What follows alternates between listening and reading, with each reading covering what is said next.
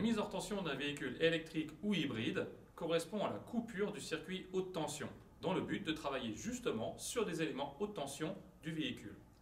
Cette étape-là s'appelle la consignation, et c'est ce que l'on s'apprête à faire sur ce Toyota CHR, dans le but ensuite de démonter son convertisseur de tension. Attention au fait que cette étape ne peut être légalement effectuée que par une personne habilitée à ce type de travaux. Sur notre site pluritech-formation.fr, vous trouverez tous les renseignements nécessaires pour vous inscrire à un stage d'habilitation électrique. Je remets donc à mon opérateur habilité l'ordre de réparation avec les éléments nécessaires pour identifier le bon véhicule, comme la plaque d'immatriculation, numéro de châssis. Ce document étant placé derrière le pare-brise. Bien sûr, on s'assure que le contact du véhicule est coupé et on va voir sous le capot comment se présente le convertisseur.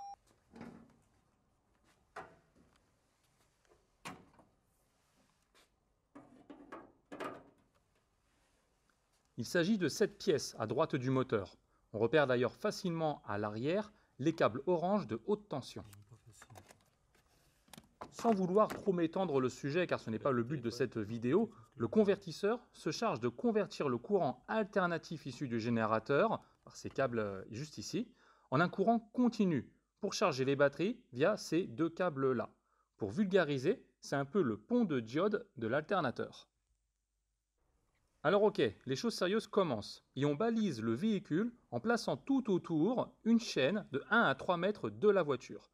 Seule une personne habilitée pourra franchir cette barrière. On rajoute également sur le véhicule une pancarte d'avertissement sur les travaux en cours. Il est important pour un technicien d'avoir accès aux informations constructeurs pour l'étape de consignation. Via la revue technique Haynes Pro disponible sur notre site, cette information est bien sûr mise en avant via cet onglet rouge. Les conditions de sécurité y sont bien détaillées, tout comme la procédure de désactivation ici, bien complète.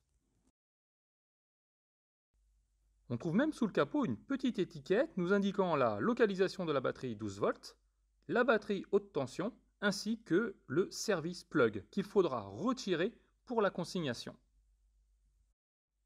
Pour la suite, on retire maintenant la masse de la batterie 12 volts.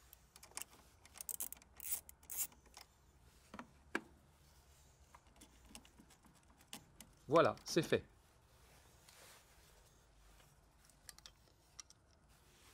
Et je vais placer cet isolant pour être sûr qu'il n'y ait pas un contact accidentel. Le service plug, ou barrette en français, est placé sous la banquette, derrière ce plastique que je démonte. C'est donc cet élément-là qui va me permettre de couper le circuit haute tension, un petit peu comme si je désactivais le disjoncteur à la maison.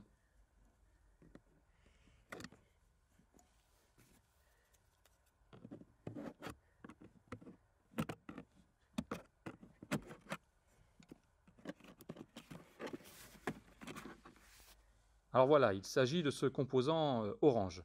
Remarquez au passage la présence à gauche du ventilateur d'air nécessaire au refroidissement des batteries. À partir de là, il est obligatoire de porter les EPI, les équipements de protection individuelle, avec la blouse, les gants isolants, les surgants et l'écran facial, afin de retirer le service plug.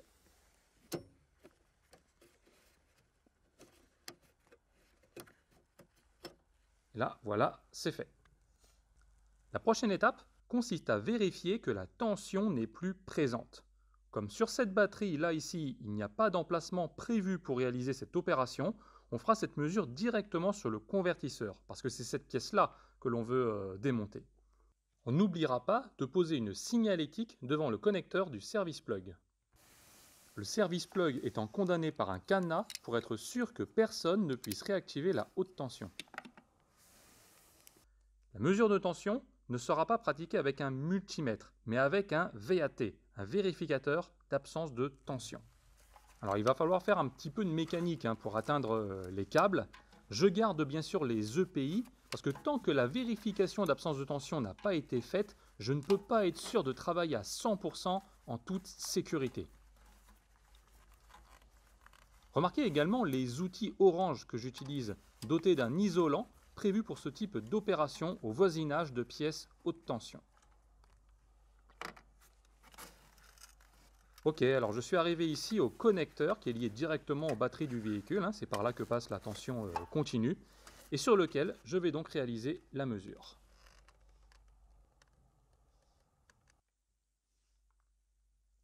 L'outil est vraiment très simple à utiliser car il n'y a pas de réglage à faire, contrairement à un multimètre ou un mauvais choix de calibre, hein, ou alors un câble de mesure qui est mal en fichier, etc., pourrait nous fausser la mesure. Là, vous voyez, sur ce composant-là, sur mon VAT, il y a juste un bouton pour allumer la lampe. Et c'est tout. Avant utilisation, on va le vérifier en continuité, tout simplement en raccordant les deux broches ensemble. Voilà, ça sonne, ça veut dire qu'il fonctionne. Je place les broches sur les deux cosses du connecteur, hein. Alors je vois si je suis bien au contact, hein. Mais là le VAT ne sonne pas, pas de réaction. Ça veut dire que la tension est bien absente. Je vais vous montrer ici ce qu'il se passe lorsqu'une tension est présente en le branchant directement sur le 12 volts batterie. Et là, vous constatez que on ne peut pas louper la sonnerie, indiquant donc la présence d'une tension. À partir du moment où le véhicule est consigné, le véhicule est en sécurité et une autre personne peut intervenir pour le changement du convertisseur. Le chargé de consignation remet simplement une attestation donc, de consignation au chargé de travaux, le chef d'équipe par exemple, qui demandera donc la déconsignation à la fin de l'intervention lorsqu'il aura en main un avis de fin de travail. Ce sont des documents obligatoires pour l'étape de consignation et déconsignation.